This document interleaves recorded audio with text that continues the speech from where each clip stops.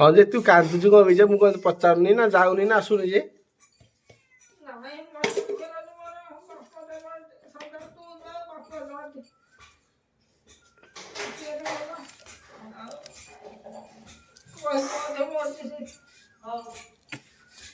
ଗଳି ମୁଁ ଯାଉନି। ହଉ ଠିକ ଅଛି ତ କୋଉଦିନ ଦେଖି ରଜ ତ ପାଖେଇଲାଣି ରଜକୁ ଯିବା ହାରି କଣ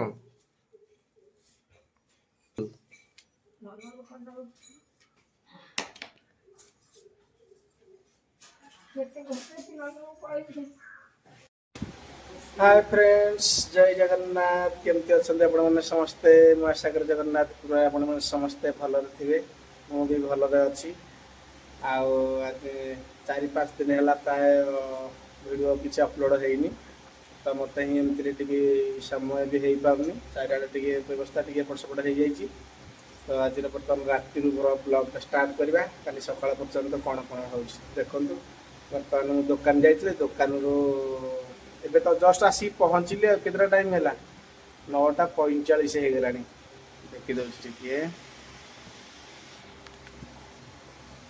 हाँ 9:45 हो गलानी तो आसला बेले आनी मो पुओ गोटे लिची कोली देखते लिची कोली तो जेहेतु गोटे नुआ जिनसटे सबु सीजन सब कथा तो समय मिले तथापि लिची टाइम रे जो सावित्री रज समय लिची कोली मिले देखो केते सुंदर लगुच बेसी ना 1/2 किलो आनी अधा किलो तो कोली उठी तो खाଇବା गोटे टेस्ट करवा केमती कौन लगुच देखा आपण मैंने लिची कोली खाई तार टेस्ट जानते मतलब कमेंट मध्य जनइबे तो मुझे टेस्ट कर देखु छड़ा छड़ा है छड़ा देखा केमती है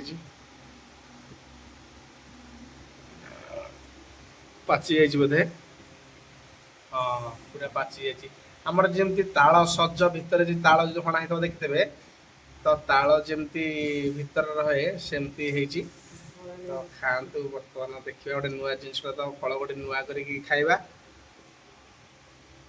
चल देख मैंने केमती है वाओ जेली जेली तो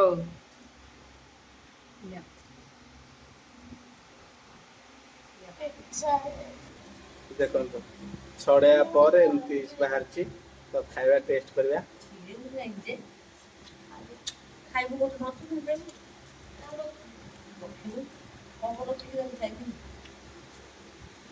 यार गोटे स्वाद अलग आ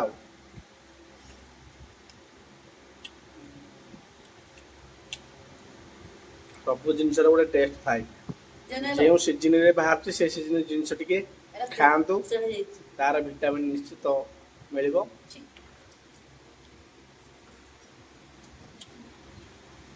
खाई सारे देखते केड़े गोटे मंजी भी बाहर मैंने आम खजुरी कोली जमी तो सेमती देखा खजुरी कोली भाया तू केतटा कोली खाइलु मत कह आगे हाँ केतटा खाइलु 3टा तोर एकुटिया 3टा झीर केतटा मार केतटा आ मामार केतटा कह काली तो सका भाग ना तोर आउ सका झील खाइब माँ खाइब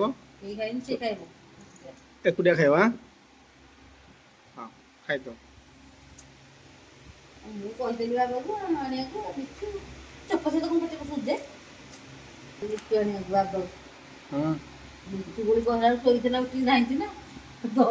निद भांगी जाइए हाँ लिचु कोली कह निद भांगी गला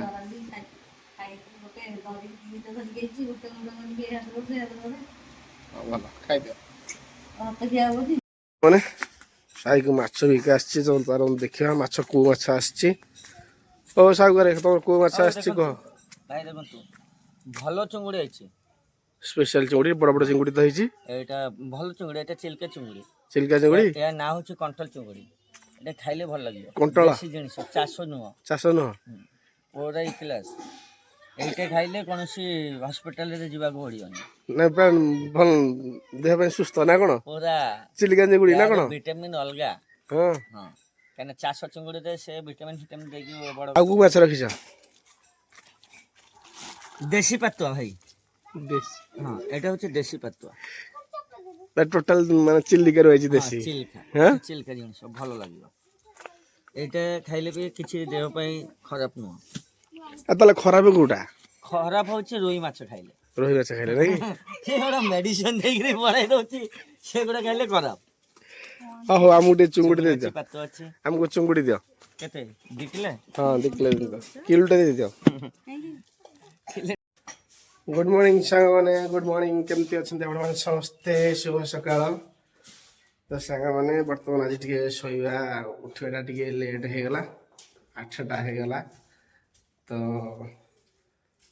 ଆଜି ଟିକେ କାମ ସରିପାରିଲାନି ଜଲ୍ଦି ଜଲ୍ଦି।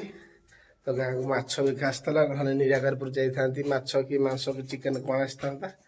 ଯେହେତୁ ଦେଖିଲି ଦେଶୀ ଚିଙ୍ଗୁଡ଼ି ଆସିଛି ଗାଁକୁ, ଚିଲିକା ଚିଙ୍ଗୁଡ଼ି, ତ ଚିଙ୍ଗୁଡ଼ି ଆଣିଲେ ହେରି। ତ ଚିଙ୍ଗୁଡ଼ି ଆଜି ଫ୍ରାଏ ହେବ। କଣ୍ଟାରେ ଓହଳେଇ ଦେଲି, ବର୍ତ୍ତମାନ ସେଠି ରହିଲା ସୁରକ୍ଷିତରେ। ଚିଙ୍ଗୁଡ଼ି ଫ୍ରାଏ କରିକି ଖାଇକି ଦୋକାନ ଯିବା ଆଜି। ଚାଲନ୍ତୁ ବ୍ଲଗ୍ଟା ଏଇଠୁ ଷ୍ଟାର୍ଟ କରିବା। କ'ଣ ଚାଲିଛି ଘରେ ଆମର। ଆଉ ଗୋଟେ ସୁନ୍ଦର ବ୍ଲଗ୍କୁ ସ୍ୱାଗତ କରୁଛି ମୁଁ ପ୍ରଦୀପ। ତ ଦେଖନ୍ତୁ ଆଜିର ବ୍ଲଗ୍ଟି, ଘରେ କ'ଣ କାମ ଚାଲିଛି ଚାଲନ୍ତୁ ଦେଖିବା। କ'ଣ ହେଲା ଛୁଆମାନେ? ବର୍ତ୍ତମାନ ଦେଖନ୍ତୁ ସକାଳୁ ସକାଳୁ ଆମର ଭାତ ବସିଗଲାଣି। ମା ବର୍ତ୍ତମାନ ଚୁଙ୍ଗୁଡ଼ି ମାଛ ବାଛୁଛି। ତ ଚୁଙ୍ଗୁଡ଼ି ଫ୍ରାଏ ହେବ ଆଜି।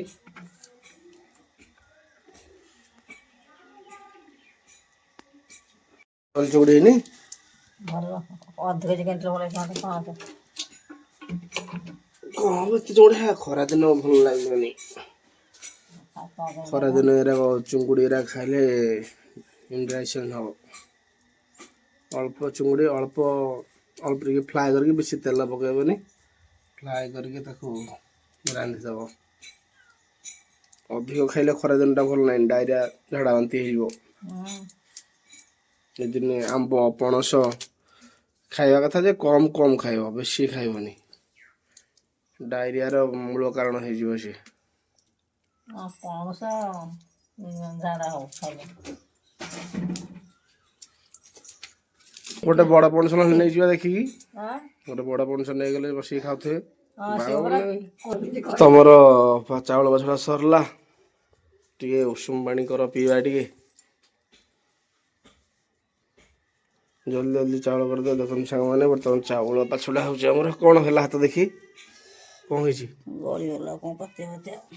ପାତିଆ ଗଳି ଯାଉଛି। ହଉ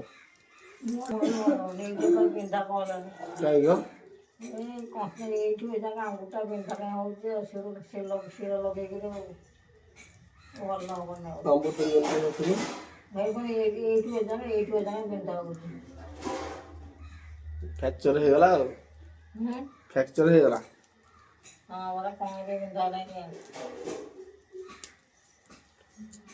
ଟିକେ ପଣସ ଗଛ ଆଡ଼େ ଯିବା, ଦେଖିବା ପଣସ କେତେ ଦିନ ହେଲା। ପ୍ରାୟ 15-20 ଦିନ ହେବ ସାବିତ୍ରୀ ଥିଲା, ଯାଇଥିଲୁ। ତ ଏବେ ବର୍ତ୍ତମାନ ଯାଇନୁ ଗଛ ଆଡ଼େ, ଯାଉଛୁ ବର୍ତ୍ତମାନ ଗଛ ଆଡ଼େ ଟିକେ ଯିବୁ, ଦେଖିକି ଆସିବୁ ପଣସ କ'ଣ ପାଚିଲାଣି ନା ଅଛି ନା ନାହିଁ। ତ 20 ଦିନ ପାଖାପାଖି ତ ଯାଇନୁ। ଚାଲନ୍ତୁ ଯିବା, ଦେଖିବା କ'ଣ ଅଛି କ'ଣ ନାହିଁ।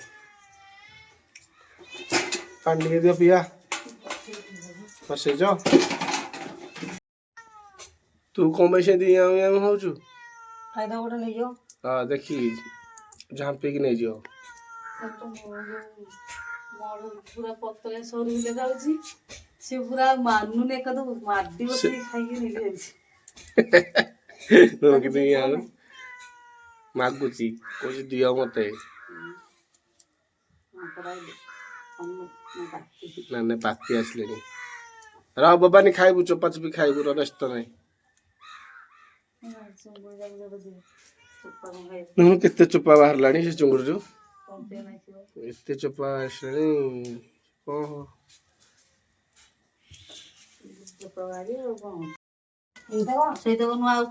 ଏତେ କାଠ କଣ ପାଇଁ ଖୁନ୍ଦା ହଉଛି ଯେ? ଜଳୁଛି 2 ପିସ୍ କାଠ ପକେଇଲେ ଜଳିବ? ଖାଲି ଖୁନ୍ଦୁଛ କାଠ, ଖାଲି ତାରେ ଖାଲି ମୁହାଁ ଦେଲେ ଜଳିଯିବ କି? ଧୂଆଁ ହେଇକି ଜଳିକି ନଷ୍ଟ ହେଇଯିବ। ଭଲ କି ପିଠି ପିଠି ସେ ହାତ ଭାତ ଲଗା ଚୋପା ଛାଡି ଗଲେ ଦେହରୁ କଣ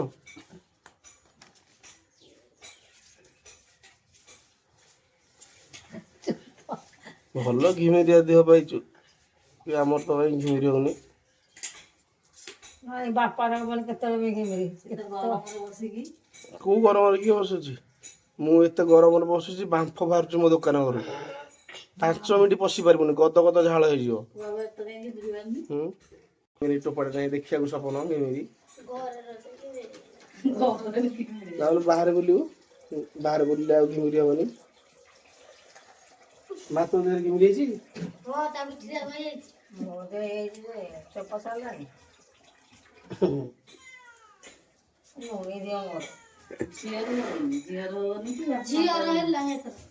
ମୋ ଦେହରେ ସପନ ଦେଖିବାକୁ ଘିମିରି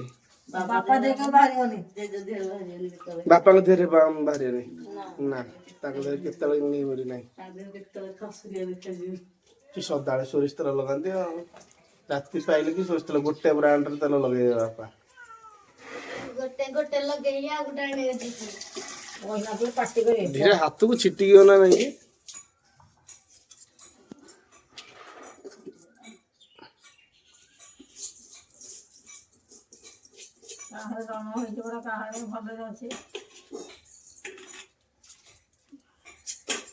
ହଉ ଦିଅ ପାଣି ଟିକେ ଦିଅ ପିଇ ଦେଇକି ଟିକେ ଦାଣ୍ଡ ଆଡେ ଯିବ ଫୁଟି ତ ଯିବନି ସେ ସେତେବେଳକୁ କହୁଛି ଆଉ ମୁଁ ତ କହିଲେ ଗାଁ ପାଣି ଟା ଫୁଟିଯିବ କହିଲିନି ସେତେବେଳେ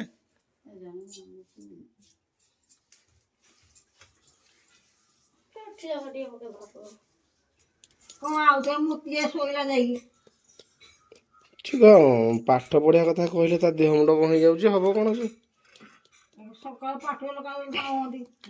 କେତେ ଛୋଟ ଛୋଟ ପିଲା ଧାଉଁନ୍ତି କହିଲୁ ସକାଳୁ ଉଠିକି ତୁ ଏମିତି 8ଟା ବେଳକୁ କଣ ଉଠୁଛୁ ମୁଁ ଜାଣିପାରୁନି କିଛି ମୁଁ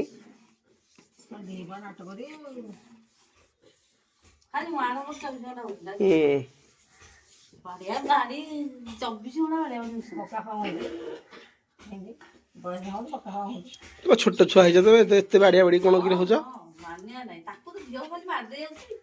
ଏଇ ବଳୁଆ ସାଙ୍ଗମାନେ ଦେଖନ୍ତୁ ଗରମ ପାଣି ଗୋଟେ କେଡେ ବଡ ଗ୍ଲାସ ଏଡେ ବଡ ଗ୍ଲାସରେ ଗ୍ଲାସଟେ ପାଣି ଦେଇଛନ୍ତି ଦେଖନ୍ତୁ କିଏ ପିଇବ ଏତେ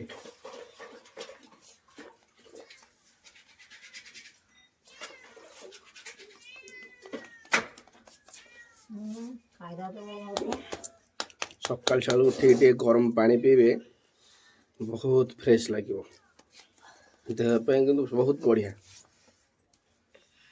ଯାହା କହିବା କଥା ମତେ କହ ମା ଆଉ କାହିଁ କହୁଛ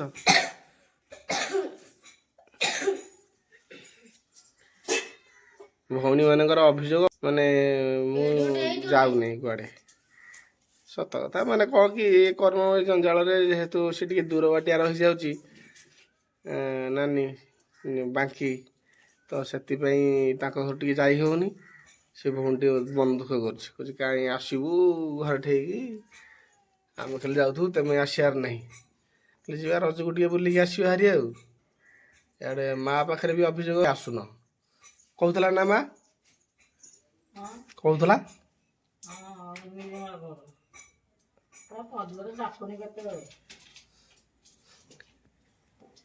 ତାର ତ ଘର ଦ୍ୱାର ଭାଙ୍ଗିକି ସିଏ ବଇଛି ସିଏ ଗୋଟା ଏଇନା ଆସିବ ଯେ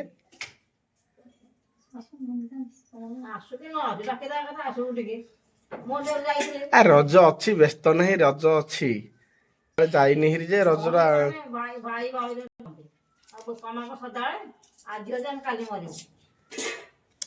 ହଁ ଯେ ଭଉଣୀ ମାନେ ଆଉ ମୁଁ କଣ ଯାଉନି ନା କହୁଛି ଭଉଣୀ ମାନଙ୍କ ଘରକୁ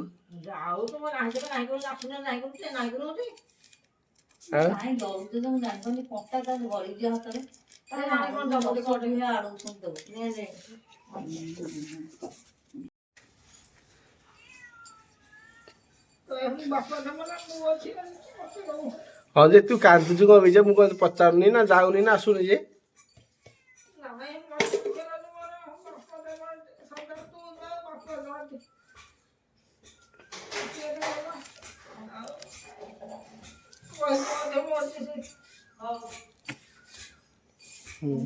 ହଉ ଠିକ ଅଛି ତ ତ କୋଉଦିନ ଦେଖି ରଜ ତ ପାଖେଇଲାଣି, ରଜକୁ ଯିବା ହାରି କ'ଣ। ଭଉଣୀ ମାନେ ଅଛନ୍ତି, ମା ବୋଲେ ତତେ କହୁଛନ୍ତି। ଆଉ ହଁ ହଉ ଯିବା ଯିବା, ବ୍ୟସ୍ତ ନାହିଁ, ଯିବା। ତୁ ନହେଲେ ଯିବୁ ହେରି, ରଜକୁ ଯିବୁ ହେରି ତୁ।